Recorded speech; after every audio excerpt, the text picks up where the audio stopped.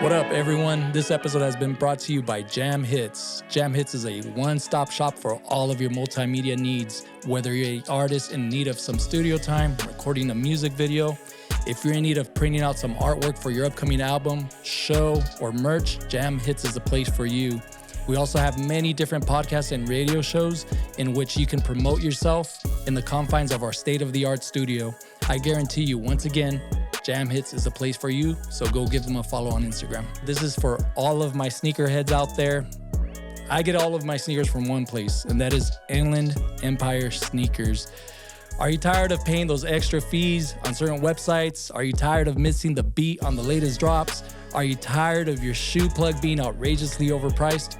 Well, if you answered yes to any of those questions, go give Inland Empire Sneakers a try. That's my primo, and let him know that Santi sent you. Once again, Inland Empire Sneakers on Instagram. Go give them a DM, go follow them, and for an extra discount, let them know your boy Santi sent you. Welcome to another episode of Santi's Section. Today, my guest, Fred E Mooves. How you doing, brother? I'm good, man. I'm happy to be here. Yeah, thanks for coming through, dog. Yeah. Like, you're my long lost brother, fool. Is that right? Yeah, you are, dog. I mean, I feel like once I met you and I found out about you, I'm like, damn, this fool and I have gone through the same struggle. Yeah.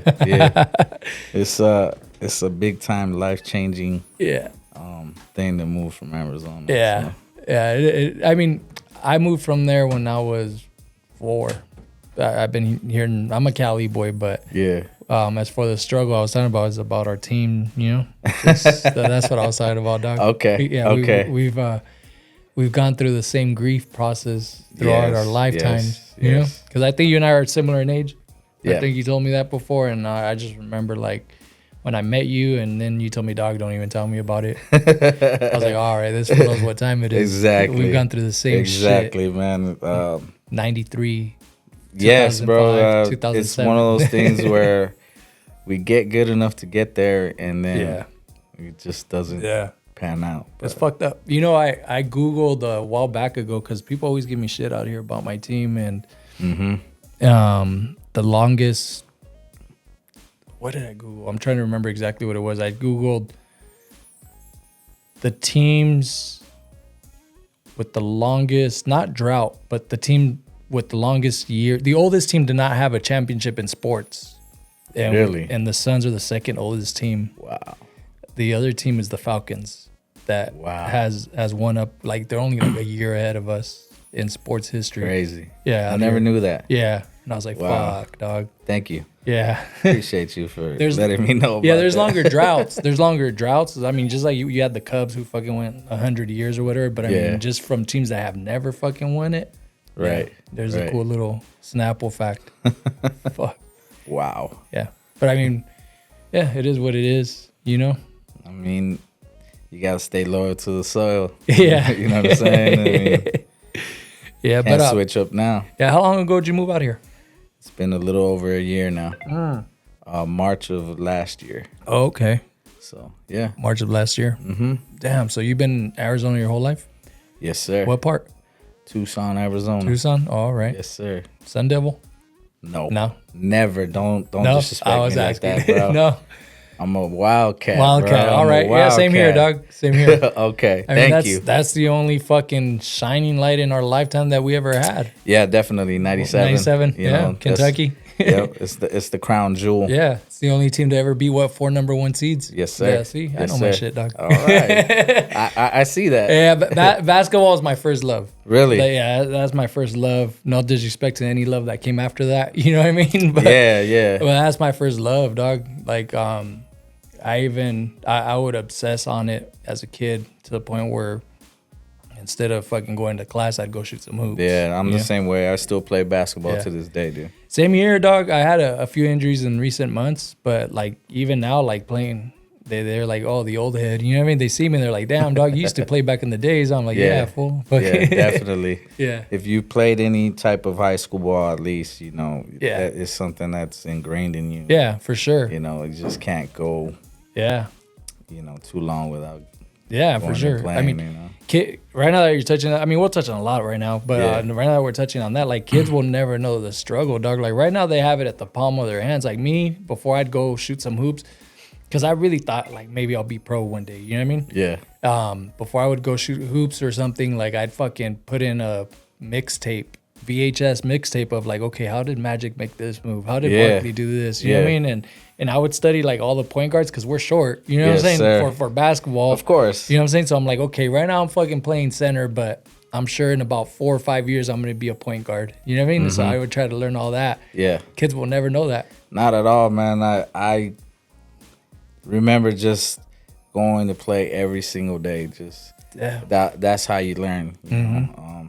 There was no YouTube. There was none of that. Nothing that you could really go to try to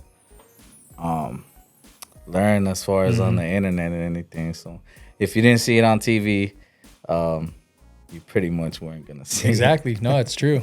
Yeah. It's just the way it goes. Yeah, I would just rent like the videos from Blockbuster, you know? The ones that said, Ooh, Blockbuster. You know what I'm saying? Like, yes, sir. The ones that's, you know, the Michael Jordan airtime ones or the Magic ones, whatever. Yeah, that's where I would learn all that shit. Yeah, and just watch them over and over again. Practice the steps, all that. All that. Yeah. But, I mean, me personally, I just learned by just watching the game live. Watching the game live and right. just playing, man. Yeah. So, you know, ball is life. Yeah, ball is life. Who are your idols in basketball? In basketball? Man. Well, I was a Michael Jordan fan. You are? Yeah, definitely. Who wasn't? Yeah. You know what I mean? Still to this day, I don't care what anybody says. He's the greatest of all time. For sure, hands down. It's not even a debate in my book. But and then as I got older, just, you know, I liked Shaq. Yeah. You know, I always liked watching the best players play. Yeah. You know, so wherever, you know, when he was in Orlando, I watched, you know, when he went to the Lakers, I watched a lot of Laker games, you know, and then when he went to Miami, I was you know, I just like to watch him play because of how dominant he was. Yeah. And then, of course, Kobe. Yeah. I mean, come on now, you know. If you are a basketball head, you recognize greatness. Absolutely. You know, and Kobe was relentless. Yeah. You know what I mean? Just the way he played, and man, I had a lot of respect for him, even though he always beat us. You know what I mean? It's just, but definitely a lot of respect for that dude. Yeah, then, you know, of course, I've been watching LeBron since he came out. You know what I mean? It's just, I just like seeing greatness. You know, like to see the good ones play, and nowadays, you know, right now in the game, Luka. Yeah, he's something else. He's special, man. I can honestly say that when you watch him play, it's something that, you know, you can appreciate if you're a real basketball. It's true. Yeah, you know what I mean, if you know basketball, you can appreciate somebody that's really talented. I think the common pattern that you just explained from those players, Shaq is the exception probably. Yeah, because Shaq is a freak of nature. You know what I'm saying? Yeah. Like he's that anomaly where it's like motherfucker was a beast all the way around. But all the other players that you explained right now, they all use their brain. You know what I'm saying? Like their creativity. Yes. All of that. Luka's one of them. And before we get out of this topic, like to me, the biggest game changer of all time is Steph Curry. Of course. Because I remember, look, in my teens, I played ball. There's a few guys that got my attention where I'm like, okay, this guy changed the game a little bit. Yep. This guy changed the game a little bit. Then to my 20s, I still played. I stopped playing ball. I'm exposing my age here again, but I stopped playing ball in my 30s, you know, and then I got back into it in my late 30s to 40s. But when I got back into it, it's like I fucking fell asleep, dog, and I woke up like, where the fuck am I? Because I'm seeing little fucking kids, third graders, fifth graders shooting fucking three-pointers like a fucking free throw, dog. Yes. That's all Steph Curry. and he's like one in a lifetime player. Yeah. You know, and that's how you can recognize somebody's greatness. Generational player. Yeah, exactly. Yeah. Because he changes the game, and the way he changes the game is because you see it out in neighborhoods. Yeah. You see the youngsters trying to play like that. So that was Michael Jordan. Everybody wanted to be like Mike. Yeah. You know what I mean? And then you just go down the line, and the people that really affected the game are the ones that change it in a sense where everybody wants to play like them. So. Yeah. And then not only that, I believe he's like 6'3", but he's small. He's small. So he makes the smaller guys feel like they have an opportunity to compete. So definitely a lot of respect for that dude too. Yeah, like a motherfucker. It's crazy. A lot of people will talk shit and be mad at these dudes, but me, I just like to embrace it and just respect it and enjoy it for what it is. Yeah. Because a lot of the time players like that are players that don't get their flowers until long after. Yeah. You know what I mean? You look back and be like, man, I enjoyed watching him play. Like right now, LeBron, like I'm watching his games because when he's gone, you're gonna be like, man, remember that kid? He came out of high school and everything that he did. So yeah, he's probably out of that list of players, he's probably the only one that came into the league with hype and met the hype. You know what I'm saying? That's a big deal. Because all the other guys, they didn't come in with the hype that he came into. Exactly. And with, Exactly. Yeah, that's crazy. He had the weight of the world on his shoulders. So right now that you touched on that, dog, do you think that same opinion that you just gave, this is going to be a little controversial what I'm going to ask. Do you think that's applicable in music, though? As far as what? Like greatness? Greatness? Because greatness, we're talking about greatness being achieved or being on display before our eyes here in the under the limelight, right? Is that I think so, You think so, really? I think so. So now I got to pick your brain on that, yeah. I mean, it's just when somebody's great, you have to appreciate it. And a lot of the times, especially in today's age, things get old quick. Yeah. And you don't, me, I've been a person that's always been about enjoying the journey and stopping and smelling the flowers. You know what I mean? Not be too concerned with the next best thing, because what you're doing right now is a beautiful thing. Mm-hmm. And why stress yourself out of what's gonna come next? You know what I mean? And I feel like there's a lot of artists that don't get their flowers because everybody just too busy trying to figure out the next thing. And then you have to, look at it and be like, does this do good or not? And if music is very subjective. It is. So what you like might not be what I like. Yeah. And that's okay. But I feel like the same thing, like kind of like with Eminem, everybody has their opinion about it. You know what I mean? And for me personally, I think he's one of the top 5 absolutely to ever do it. Yeah. Hands down. There's no way you can say otherwise, but it's not like I'm bumping him every single day. It's not like I go out of my way to listen to Eminem. Yeah. You know what I mean? It's not something that I go, like, man, I'm gonna bump some M right now. You know what I mean? But I do recognize his greatness. Yeah. And I don't think much people will do that. Just be like, yo, he's good. You're right. You know what I mean? He's good. You may not like him. You may not, it may not be your cup of tea. Yeah. So, but. That's a good way to put it, dog. Yeah. So with music right now, what's trending and all of that, like who are you into? Man, if we're right now, today's age, yeah. rappers right now, you know what? Rest in peace. Nipsey was a dude that I really looked towards as far as the way he approached the game, and and just kind of changed it in a sense where you could do it yourself and make your own lane. Yeah. So when he passed, it was something that was hard that I took it hard because as you get older, it's really hard for you to find a new rapper that you could say is your favorite rapper. Yeah. And Nipsey was my favorite rapper as an adult. Yeah. But right now I've been listening heavily to Simba. I don't know if you listened to Simba before, but he's from the Bay, I believe. Oh, okay. And just I heard him freestyle on the Leakers, and it was one of those things where I was like, it kind of made me open my eyes to what he's doing. So, okay. you know, I just kind of try to tap into those type of artists because I feel like he's kind of in my lane as far as what I like to appreciate, you know, and I'm real cerebral, so I feel like rappers like that are the ones that I really gravitate towards because I'm always constantly thinking of what is the next move. No, that makes sense what you're saying, and it's a trip that you say that about Nipsey.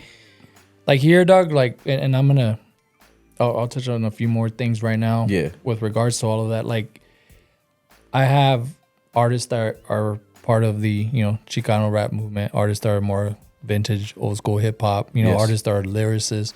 All of that. And what always tripped me out about people like Nipsey, Pac, even Big, and it's not because they passed. It's just the impact that they left on the game. Is that those different categories that I just mentioned? Yes. They all fuck with those people. Right. You know what I'm saying? Right. Like, or those people fuck with them. I meant, they fuck with Nipsey. It doesn't matter. Like you and I could be a hip hop head. You could be more of a Chicano rap head. Right. We could have that disagreement. Right. But we meet halfway with the Tupacs and the Nipseys and the Biggies. You know what I'm saying? That's weird. Or even the Eminems. It's a trip, right? Yeah, because the thing is impact. Yeah. I mean, I do music for that reason. I've never been in this game to be rich or famous, quote unquote. Yeah. It's not what I do it for. I want to be able to leave something behind that wasn't here before, and to make an impact and to try to affect people's lives in a positive way. Yeah. Because music is real therapeutic. You know what I mean? And usually people that leave an impact is because you've affected somebody in their life in some sort of capacity, just being able to be a part of people's daily lives. Then, that's how you can see somebody's greatness. Yeah. By the way they were received, by the way that they're missed, and then by the way that their name lives on.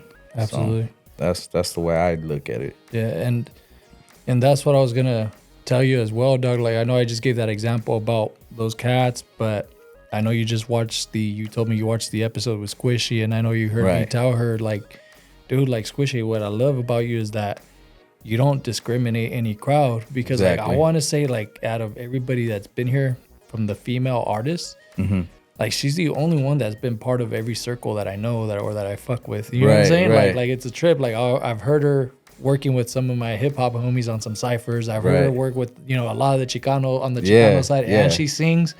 Exactly. And that's something I was going to talk to you about. Like, I remember I didn't know who you were. The first time I saw you, dog, I didn't even know I saw you. No disrespect. No, not a problem. It was at the Smoker Bash event. Yes, Stoner Bash. I wasn't part of Jam Hits or anything yet.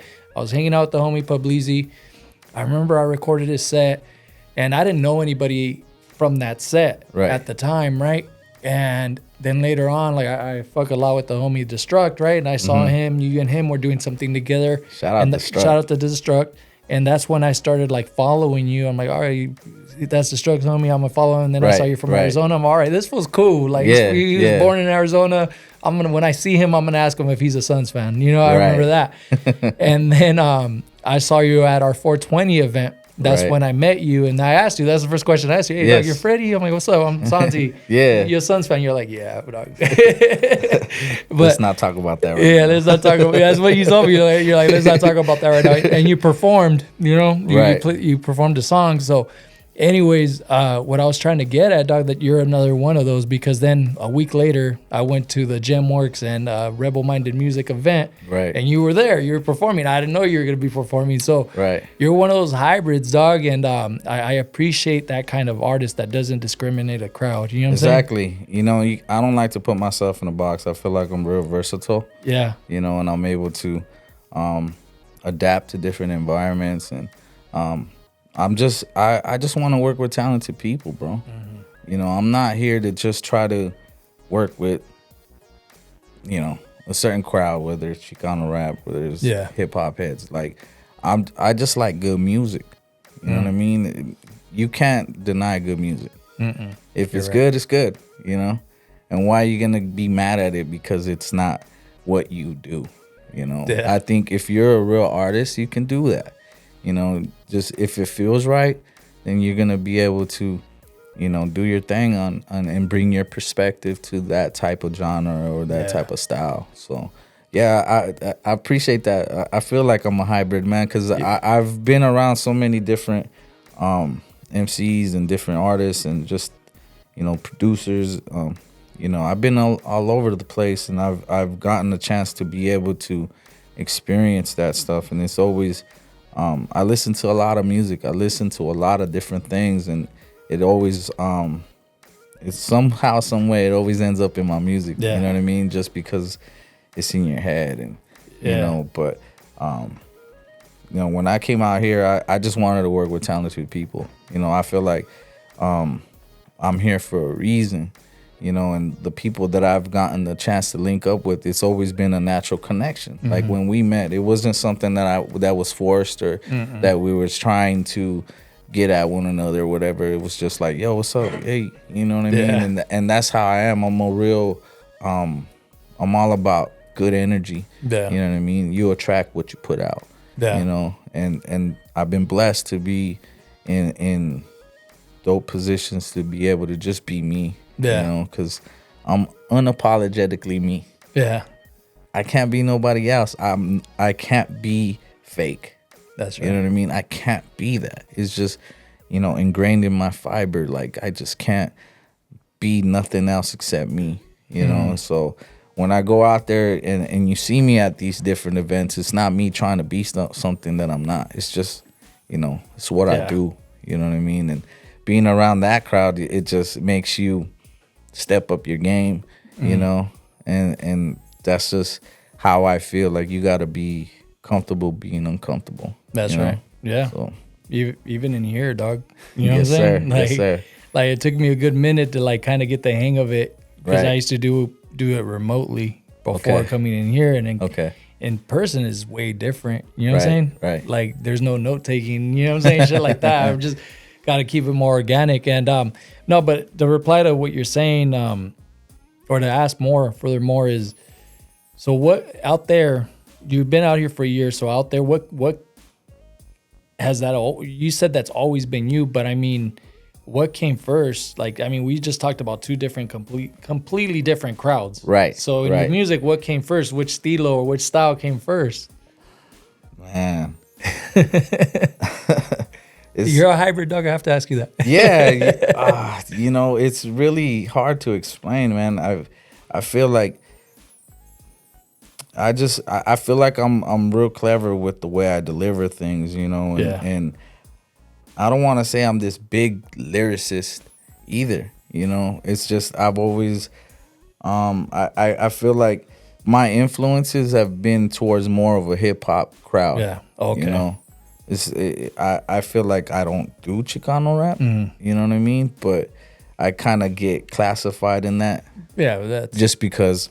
Look at me. Yeah, no, I hear you, Doc. I mean, we were just talking. I was just talking to the homie about that who just does hip hop as well, and we're like, even with podcasts, right? Someone could see this and be like, "Oh, it's a Chicano podcast," without them even knowing. Exactly. You know? So I understand that. Exactly. So, you know, I just try to do good music. I feel like if I'm gonna be totally transparent, I feel like I was more hip hop than anything else. Oh, okay. You know, because like I said, my influences and how I, you know, the way I listen to music. You know what I mean? Yeah. I'm gonna be a 100. I didn't listen to Chicano music as a youngster. Oh, okay. You know what I mean? I that just wasn't in Arizona, especially. That's not what's the most popular thing. You know, but I do respect it. Yeah, absolutely. You know what I mean? I do respect it because you see that Chicano rappers have created their own lane, and you gotta respect it. Like the same thing with, you know, when we're talking about sports and people that are good, you gotta respect people's hustle.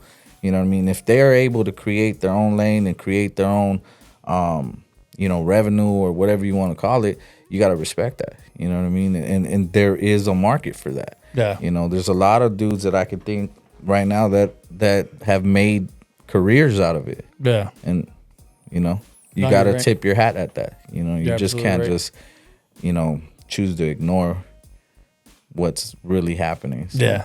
I mean, but yeah, just I've always been a hip hop head, man. I mean, I've always wanted to be in that lane just because I wanted to get that respect, you know. And then things happen. Like I said, I just do music, man. Whatever fits. No, it's part of the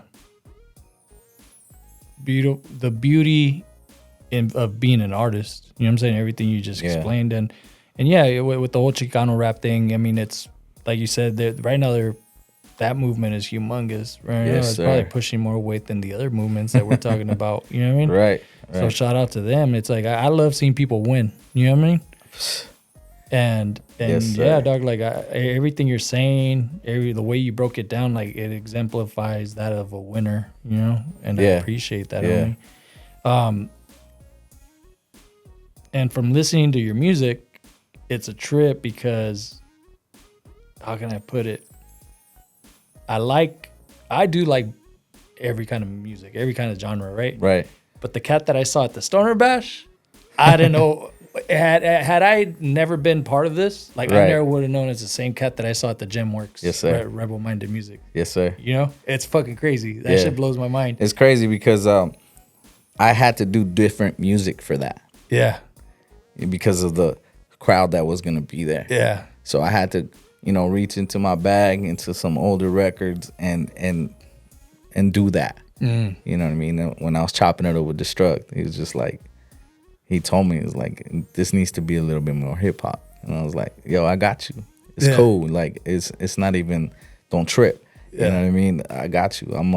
I know what it is. You know what I mean? I can go into a place and know, all right, I got this for that, and then I can do this for that. That's it. You know what I mean? It's just not a lot of people could say that. Exactly. Yeah, and that's just the beauty of being able to be a hybrid. Yeah. Be able to adapt. That's sick as fuck. Yeah, I like that. And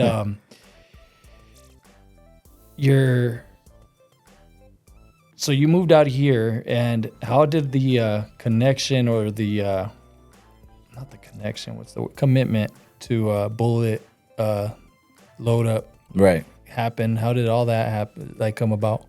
Shout out to Bullet, man. Shout out to Soulfly. Shout out to the whole camp. Y'all know what's up, man. I wouldn't be here without those guys, man. You want the long version, you want the short version? Whichever you want to give us, dog. So, my homegirl Kay, Sucker Free. Shout out to Kay, man. She's friends with my girl, and I've known her for, I don't know, like 2 years or something like that. I don't know how long exactly, honestly, but I knew her. She knew I was doing music, and before I met, everybody from the camp, I mix and master and produce, and I do all that stuff myself. So I was working on records by myself. Yeah. And I was doing my thing. I was doing a couple shows or whatever, and she was the one that was like, I'm going to introduce you to my homeboy. And whatever, it was just like a thought, like, okay, I'm going to introduce you to my homeboy. Okay, cool, whatever. So fast forward, we're at Spoons in OC. We're watching Sunday Night Football, and she brought him over. She introduces me to Bullet. We chopped it up probably like 20 minutes. And right away, I could just tell, like, this dude, he knows what he's talking about. And we just had a dope vibe, and we just like clicked instantly, and he showed me his album, and then I was just like, yeah, this is what I need. I've been, it's what I'm looking for, and he's like, oh, you looking for that sauce, right? He told me, like, no lie, that's what he said. So he's like, all right, cool, just pull up to the studio. So week went by or whatever, and he hits me up, hey, you gonna pull up? Yeah, so cool. Go to the studio out here in Paris, and that's when I met everybody. I met Soulfly, I met Kuz, I met Nueve. They were all in there. They was working. So, just went in there, met everybody. We had a session or whatever. They was doing a song, and then Bullet ended up producing a song for me. So then after that, I just started coming to the studio every Wednesday. I'm in the studio every Wednesday. That's my day, So I'm heading over there. Then we get a few records in, and then once again, we went out. We're on Riverside. We were watching some football. We're at a bar, blah, blah, blah. You know, and then we were chopping it up, and I was just like, yo, man, I appreciated you, you know what I mean, everything that we're doing. And then he just tells me, you know what, man, I really fuck with you. He told me like that. Yeah. I'll never forget that, man. And he's like, let's do an album. And I was like, say less, you know what I mean? Let's do an album. And he's like, let's get a plaque together. That's exactly what he told me. Shit. That's exactly what he told me. And I said, let's do it. You know what I mean? It was a no-brainer, you know? And so we started working. And I'm still not part of No Hard Feelings yet. Oh, okay. That wasn't the moment right there. So whatever, we get a few more records in. I get to the studio. We was working, and Soulfly's there. And then he's like, yo, let me holler at you real quick. We go outside, and then me and him and Bullet are outside. And then he tells me, you know, we like what you're doing. You know, I think everything that you've been dropping is dope. We want you to be part of No Hard Feelings. Yeah. You know, and it was like, wow, I was really surprised at it. It was, you know, and Kay had to ask me, so he's like, are you No Hard Feelings yet? And I was like, you know what? Nobody has told me anything yet. You know what I mean? I'm not opposed to it, but at the same time, I'm not just going to be, you know, I'm not a bandwagoner, you know? Yeah. I do me, and if it fits, it fits, you know? And then, so he hollered at me, and then it was just like right away, like, yeah, I wanna be a part of something that's bigger than me, you know. And Bullet didn't want to ask me. He didn't want to ask me because Bullet's a real ass dude. He's genuinely a good dude, you know what I mean. And he just wanted me to fuck with him because it was for no other reason, because I wanted to. Yeah. You know, not for no gain for him, no gain for me, you know, but Soulfly, he's like the catalyst, you know what I mean? Yeah. He's the one that pushes us, he's the one that gets us to move as a unit, you know what I mean? And he's the one that asked me to be a part of it. And then ever since then, I've been rocking with them, man. It's like I told them, I was like, when I got here, I knew this is where I was supposed to be. Yeah. You know, coming from Arizona, they accepted me as one of their own. You know, and just really genuinely rocked with me, you know, and I'm a loyal dude. I'm a loyal dude. And when somebody extends their hand like that, because I've never had that before. I've never had somebody that really wanted to work with me and really put me in the studio and want to see me, you know, win, you know, and that meant the world to me. So here I am, man.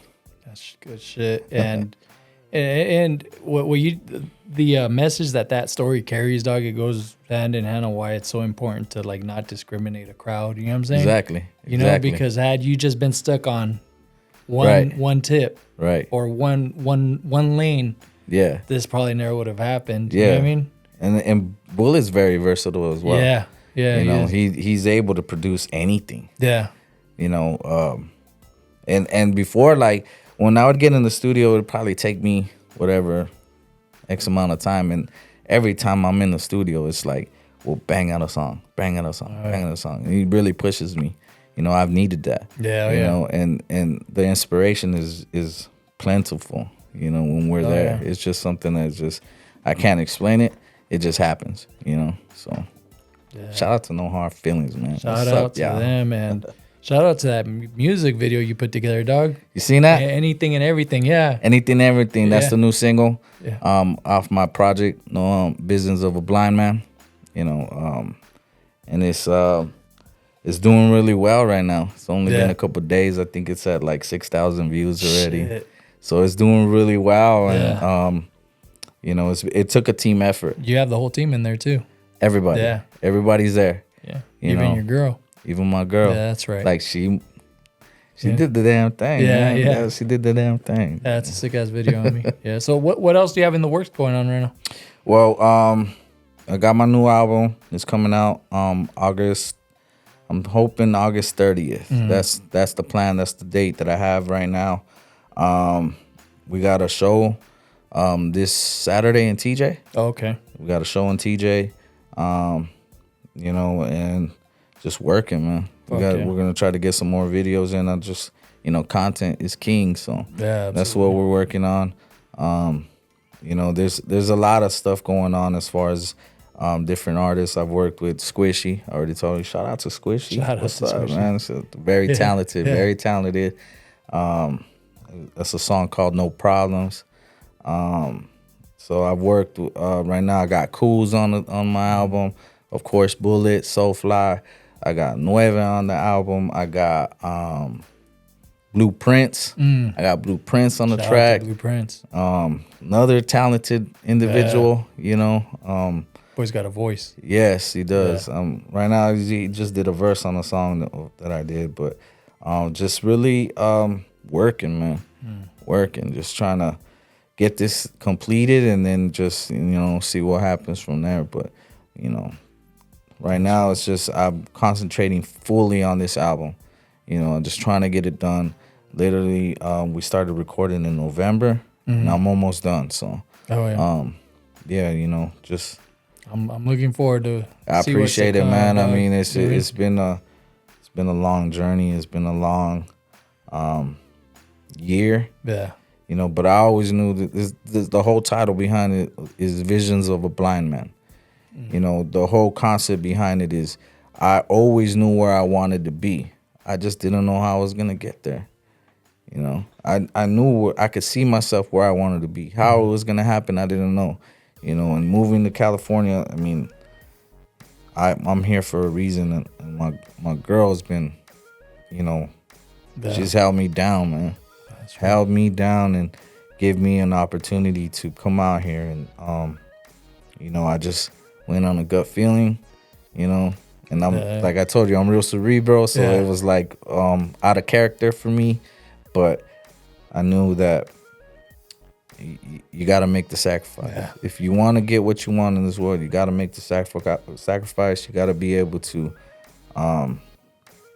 just go and live with the results. That's right. You know, I don't want to live with regrets. I don't want to have to look back and be like, man, I wish I would have done more. I wish I would have done that. I wish I would have done this. You know what I mean? And I don't want to live like that. So, you know, just came on a good feeling, and here I am, man. That's here right. at the podcast, bro. Fuck yeah. How many podcasts have you done since you've been out this way? This is the first one I've done out here, man. That's so right. Much love to my Arizona brother right here, man. That's right. I mean, well, I appreciate you, dog. I appreciate everything you said. That being said, I mean, is there anything else you'd like to say before we log out? You know what? I just want to shout out all my people back home, back in Tucson, my brothers, my boy Slim Dollar, my boy Static, my son, my family, everybody. Just want to say thank you. I'm just here to make everybody that believed in me proud, you know, and just want to say thank you to you for giving me the opportunity. Thanks to the homie, you know what I'm saying? And just be on the lookout because we're doing big things, man. So you know what it is. It's your boy Fred E Mooves, and I always say, if you ain't moving, you standing still. Well, that's it, everybody. We'll catch everybody on the next one. Thanks, homie. All right, appreciate you, man. Thank you.